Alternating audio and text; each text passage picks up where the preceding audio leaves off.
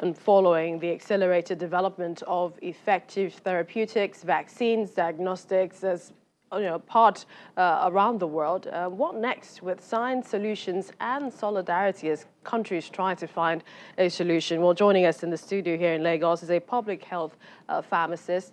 She is Margaret Obono. We'd like to thank you for joining us on the program. Thank you. First, did you have any concerns as to the use of hydroxychloroquine to treat COVID-19 in the first place? Not really, because hydroxychloroquine has been used to treat malaria and autoimmune disease. So it's a familiar product, and putting it to treat COVID-19 was a welcome development. Really. But looking at some of the reasons why they suspended it in the first place, did you share in some of the risks they mentioned in the data, especially Lancet, that came out with a report on the likelihood of the treatment causing a number of deaths, especially people with underlying illnesses? Yes. It's good WHO has gone back after the suspension, resumed the trials. Because, you see, the research by Lancet was majorly carried out on Caucasians. And race or gene can affect researches. So that could not have given us a conclusive outcome. So it's good that WHO goes on to expand these trials, knowing that in clinical trials you have preclinical, phase 1, phase 2, phase 3, and the final one that is post-marketing surveillance. Here, hydroxychloroquine is being tried on COVID for us to find its efficacy. Okay, it was during this trial for efficacy that toxicity and safety concerns came up. But now that WHO has resumed trials, it will be better for us to get results, and we can make a better decision on it. So what should happen now? Because even after that decision, Nigeria still went ahead to participate in the solidarity trials. The Lagos State government said they were also looking into the clinical trial of hydroxychloroquine. So now that this decision has come, what are the processes that it would take before we get to something close to a vaccine?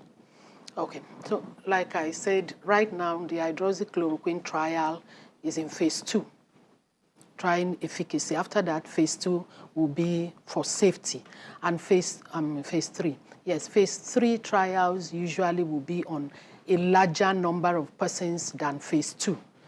With that, you can see whether the drug is actually safe for what it has been positioned for, before you allow it to go into the market. So we don't have too much time. I'm sure in a few months we'll be done with this, and we could come out with an outcome to say this drug can be safely used or not. And also remember that even if a drug has been registered and put out in the market, there is what we call post-marketing surveillance, because then it's put out to be used on millions of people.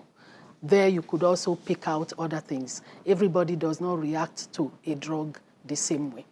How much do you think we're putting into maybe some sorts of solutions to COVID-19 in Nigeria as a country? A lot, yes, a lot. A lot of persons are into research. I know about 3 products have been submitted to NAFDAC. Okay. Indigenous products that could be used for treatment of COVID. Of course, vaccine is nowhere nearby for now, so let's talk about treatment. But I know local solutions, a lot is being done. And very soon, we'll be able to come out with something, because NAFDAC is also supervising the trial of some of these local products. Were you optimistic about the Madagascar option, the COVID organics? Yes, it's an organic, it's a herbal product, and I think similar to most of what we have in Nigeria. Let's put it to trial, like the PTF has said, and let's see its outcome. It could be better than what we have, it may not be better, but then if it is a solution, we should embrace and use it on our people. Finally, we heard about so many challenges that they talked about, the PTF, with coming out with some of the homegrown solutions, and some of them were funding challenges, protecting the rights of people who come up with this indigenous product. Do you think that going forward, this is a challenge that perhaps some of the people who have these ideas would face? And, you know, looking at the Pharmaceutical Society too, with its efforts towards containing this virus. Well, we are all working together to find a solution. So I think for now, those who have come out with products should be rest assured that they will be recognized for their patency, for what they have come up with. Once we get a solution to this, they will certainly be recognized. I don't see it as a challenge.